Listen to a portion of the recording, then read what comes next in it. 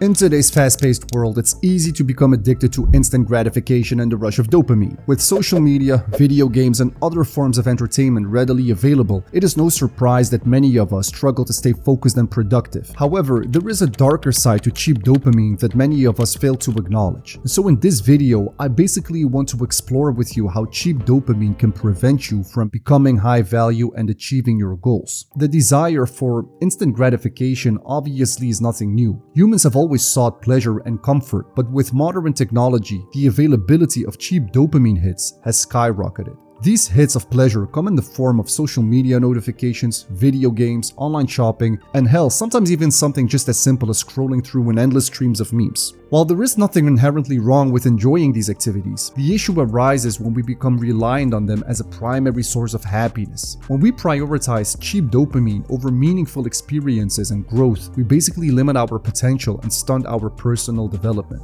Now, the problem with cheap dopamine is that it's addictive and fleeting. We're constantly chasing the next hit, which leads to a cycle of diminishing returns. Because the more we indulge in these activities, the more we need to achieve the same level of pleasure. And this can lead to a lack of emptiness and, just a lack of fulfillment overall, even when we're seemingly surrounded by things that should make us happy. So why does this matter? Well, the pursuit of cheap dopamine can prevent us from becoming high-value individuals. And if you're like me and you're watching this video right now, I suppose that you want to become high-value. You do want to become the best version that you possibly can be. So what is a high-value individual in the first place? Well, first and foremost, a high-value individual is someone who prioritizes personal growth and contribution to society over instant gratification, right? Every time we see a high-value person, we know that they're hardworking, they're not afraid of taking risks, and they're willing to create and engage in meaningful activities. They're also able to build a sense of purpose and fulfillment that lasts much longer than just some quick dopamine hit. Now, according to a survey conducted by the Pew Research Center, around 70% of Western civilization uses social media on a regular basis, and a significant portion of that time is spent on platforms such as, Facebook, Instagram, TikTok, Snapchat, whichever you want to name.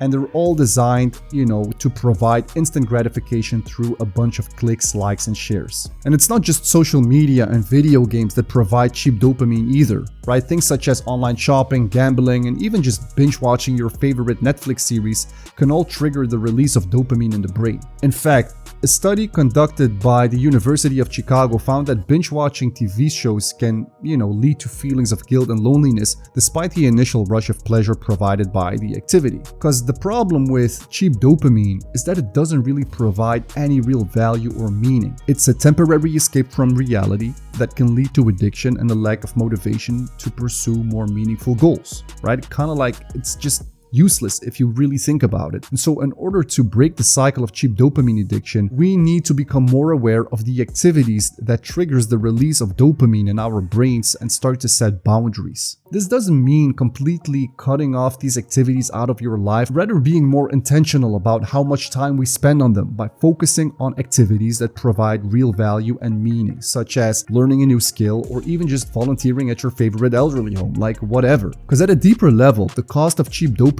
really extends beyond just the physical and mental health. When we become reliant on instant gratification, we also usually lose the ability to appreciate delayed gratification and the satisfaction that comes with, really just working for your goals, having to work for something. And so we live in a society today that values instant gratification, where we're encouraged to seek out pleasure and avoid discomfort at all freaking costs, right? And this mindset is dangerous because it can lead to a lack of resilience and an inability to cope with failure and setbacks, which we all have to deal with at some point in our lives. Furthermore, our constant pursuit of cheap dopamine can also prevent us from connecting with others and building meaningful relationships, right? As social human beings, we crave connection and intimacy. Whether we like to admit it or not, we are social creatures. But when we're constantly distracted by, our screens, we miss out on the opportunity to form authentic connections with those around us. And this obviously can lead to feelings of loneliness, isolation, which, can further exacerbate mental health issues such as depression and anxiety. This is something I think we're seeing all over the world right now, especially in the West. Now, last year, I read a book called The Shallows: What the Internet is Doing to Our Brains. It was a book written by Nicholas Carr.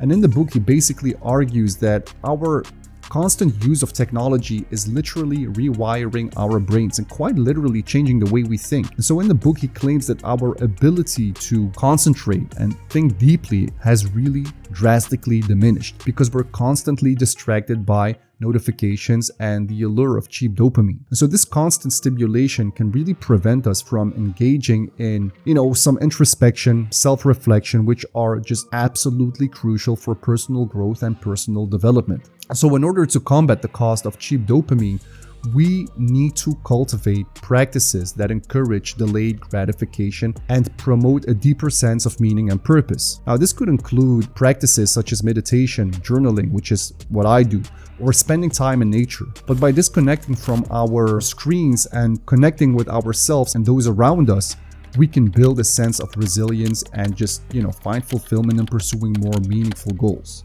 Now that we've explored the negative impacts of cheap dopamine, let's discuss some strategies for avoiding it and becoming more high value. Well, the first step is to recognize the value in delayed gratification and the pursuit of meaningful goals. And this obviously requires a shift in mindset from seeking out instant gratification to valuing the process working towards a larger purpose. Now, this can be achieved through practices such as goal setting, self-reflection, and the development of a growth mindset. But the point is that you have to find something that you can truly engage with that gives you some level of satisfaction. I also read the book A Man's Search for Meaning. I think it was by Viktor Frankl, a Holocaust survivor during the Second World War. But basically, he argues that true fulfillment comes from finding meaning and purpose in our lives. So he suggested that the pursuit of happiness truly is a misguided goal, as it's nothing more than a byproduct of living a meaningful life. In other words, you need to let go of this idea that you need to be happy all the time, because that is exactly what makes you want to pursue these short-term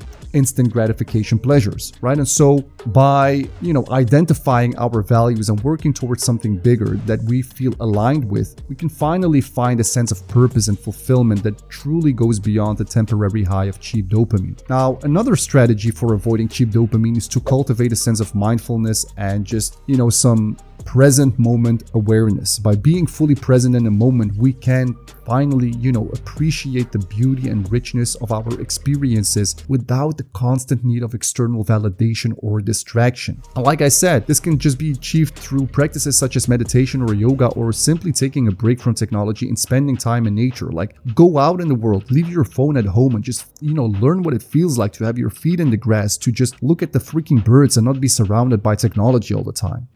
Lastly, it's important to recognize the role that our environment plays in shaping our behaviors. I think it was Andrew Tate who said something along the lines of, "It is much more difficult to fix something that's already broken instead of not letting it go broken in the first place." It was something like that, and I think it's very powerful, and it applies to this subject as well. We are trying to become more disciplined when it's already too late. We want to say no to certain foods when they're already in our fridge instead of when we're still at the grocery store.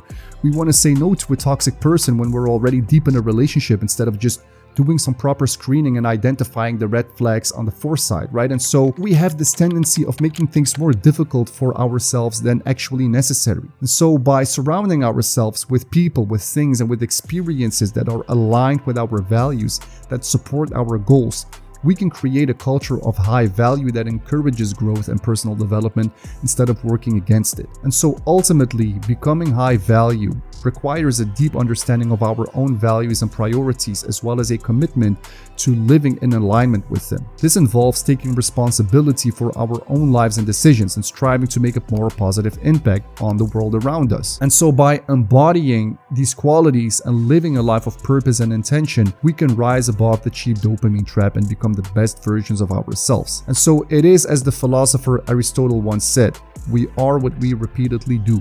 Excellence, then, is not an act, but a habit. And so let's make a habit of pursuing high value and meaningful goals a central part of our lives. And in the meantime, make sure to stay savage. See you on the next one.